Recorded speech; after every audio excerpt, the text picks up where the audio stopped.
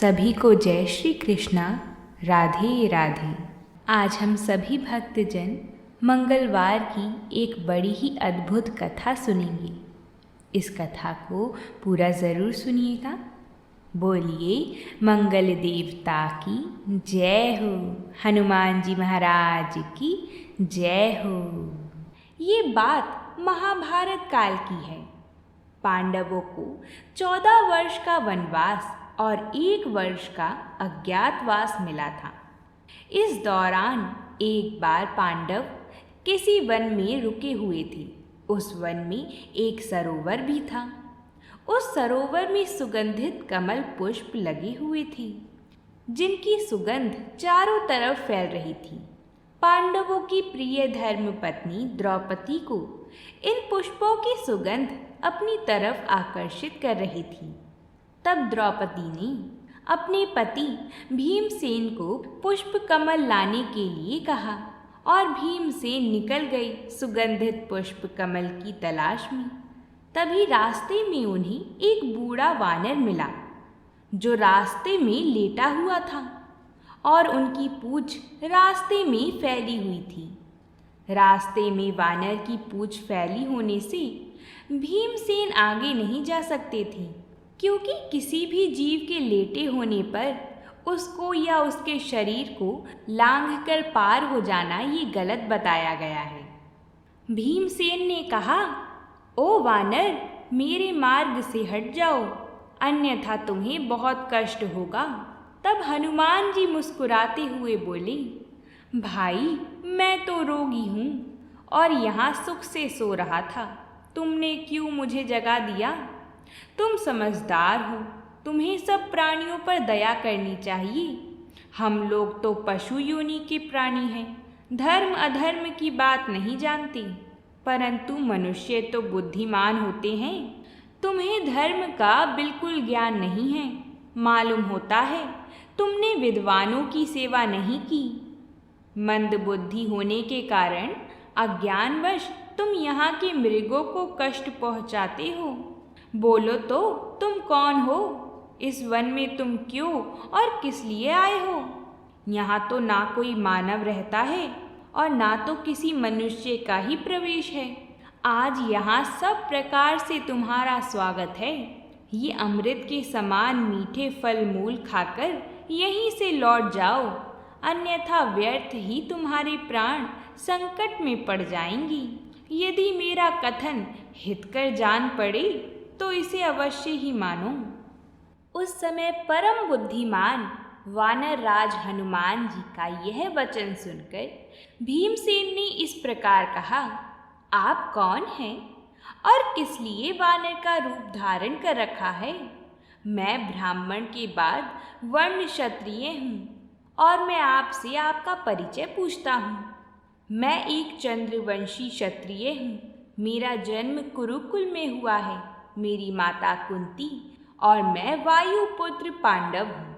मेरा नाम भीमसेन है। भीमसेन के यह वचन सुनकर हनुमान जी भीमसेन से कहने लगी, भैया, मैं वानर हूँ, तुम्हें तुम्हारी इच्छा के अनुसार मार्ग नहीं दूंगा। अच्छा तो यह होगा कि तुम यहीं से लौट जाओ, नहीं तो तुम्हारे प्राण संकट में पड़ जाएंगी। तभी पांडव भीमसेन ने कहा, वानर, मेरे प्राण संकट में पड़े या और कोई दुष्परिणाम भोगना पड़े, इसके विषय में मैं तुमसे कुछ नहीं पूछता हूँ। उठो और मुझे आगे जाने के लिए रास्ता दो। अगर तुम ऐसा करोगे तो तुम्हें किसी भी प्रकार से कष्ट नहीं होगा।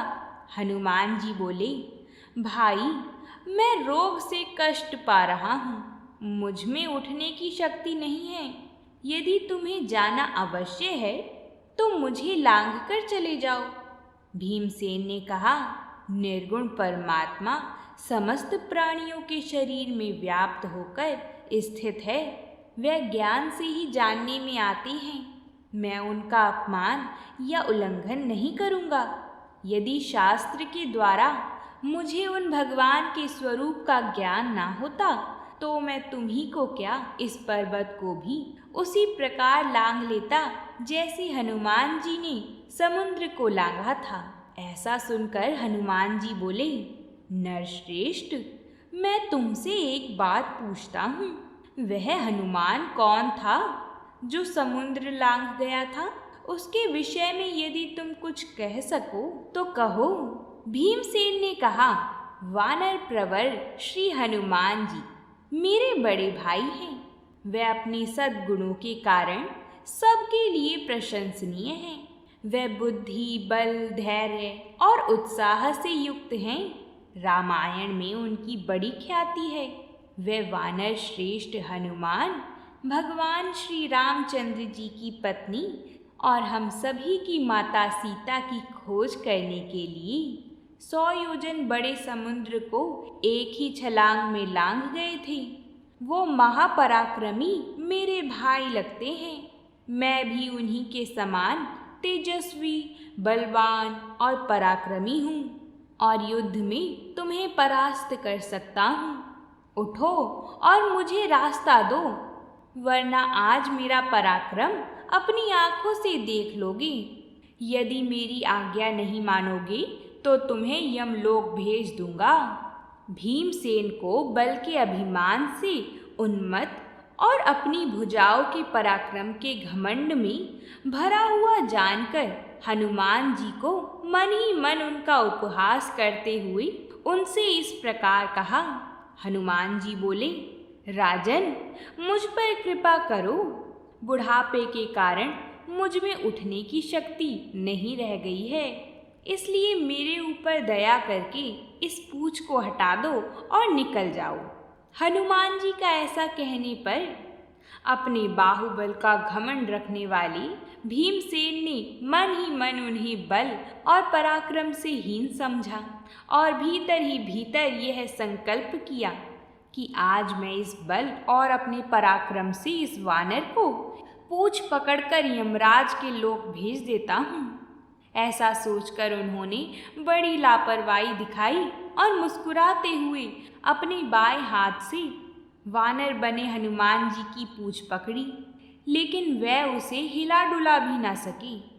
तब महाबली भीमसेन ने उनकी इंद्रधनुष के समान ऊंची पूंछ को दोनों हाथों से उठाने का फिर से प्रयत्न किया, परंतु दोनों हाथ लगा देने पर भी उसे वह उठा न सके। फिर तो उनके मुख पे तनाव की लकीरें आ गईं। उन्होंने बहुत प्रयास किया, लेकिन वह हनुमान जी की पूंछ थोड़ी सी भी हिला डुला ना सके। उन्होंने काफ़ी समय तक बहुत प्रयत्न किया, लेकिन वह उसमें सफल ना हो सकी। इनसे उनका मुंह लज्जा से झुक गया। तब कुंती नंदन भीमसेन हनुमान जी के पास जाकर उनके चरणों में प्रणाम करके हाथ जोड़कर खड़े हो गए। मैंने जो कठोर बातें कही आपको, उन्हें क्षमा कीजिए और मुझ पर प्रसन्न होइए। आप कोई सिद्ध या देवता या कोई गंधर्व हैं। आप कृपा कर मुझे अपना परिचय दें। बतलाइए, इस प्रकार वानर का रूप धारण करने वाली आप कौन हैं? मैं आपकी शरण में आया हूँ और शिष्य भाव से पूछता हूँ। अंततः अवश्य ही हनुमान जी बोले, शत्रु दमन पांडु नंदन, तुम्हारे मन में मेरा परिचय प्राप्त करने के लिए जो कौतूहल हो रहा है, उसकी शांति के लिए सब बातें मैं तुम्हें विस्तार पूर्वक सुनाता हूँ। भीम, मैं वानर श्रेष्ठ केसरी नंदन हनुमान हूँ। जब हनुमान जी ने अपना परिचय दिया, तब भीमसेन के मन में बड़ा हर्ष हुआ। उन्होंने बड़े प्रेम से अपने भाई वानर राज हनुमान जी को प्रणाम करके मधुर वाणी से कहा, अहो भाग, आज मेरे समान बड़भागी दूसरा कोई नहीं होगा, क्योंकि आज मुझे अपने ज्येष्ठ भ्राता का दर्शन हुआ है। प्रभु, आपने मुझ पर बड़ी कृपा की है। आपके दर्शन से मुझे बड़ा सुख मिला है। अब मैं पुनः आपके द्वारा अपना एक और प्रिय कार्य पूर्ण करना चाहता हूँ। वीरवर, त्रेता युग में समुद्र को लांघते समय आपने जो अनुपम रूप धारण किया था, उसका दर्शन करने की मुझे बड़ी इच्छा हो रही है। उसे देखने से मुझे संतोष तो होगा ही, आपकी बात पर श्रद्धा भी हो जाएगी। भीमसेन का ऐसा कहने पर हनुमान जी मुस्कुराकर उन्हें अपना वह रूप दिखाया जो उन्होंने समुद्र लांघने के समय धारण किया था। उन्होंने अपने भाई का प्रिय करने की इच्छा से अत्यंत विशाल शरीर धारण किया। उनका शरीर लंबाई, चौड़ाई और ऊंचाई में बहुत बड़ा हो गया था।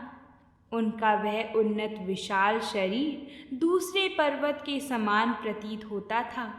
उनकी ओर देखकर भीमसेन ने दोनों आंखें बंद कर ली।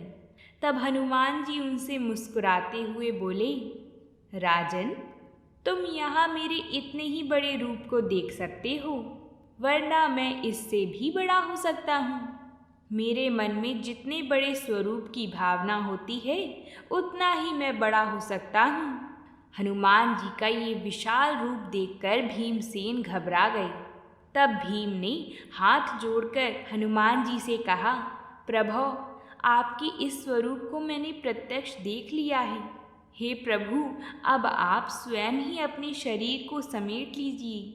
हे प्रभु, आप धन्य हैं, आप धन्य हैं।